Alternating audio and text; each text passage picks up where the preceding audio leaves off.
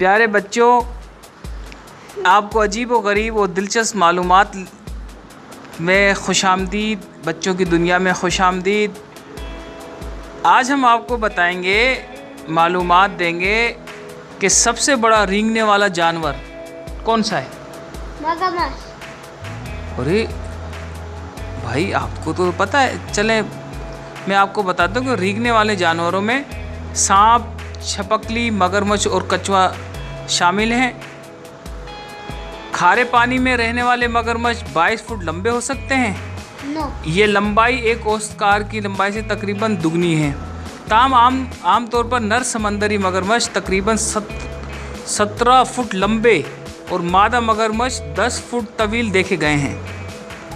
एक बड़ा मगरमच्छ भैंस, बंदर और दीगर बड़े ममालियों का शिकार कर सकता है।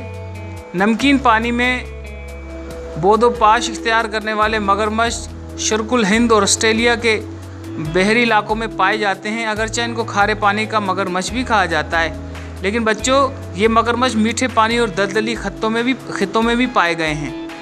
खुसूसियत के साथ दरिया के इन छोटे दहानों के करीब इनकी अम्मा जगह होती है, जहाँ समंदर की मौजें गले मिलती हैं।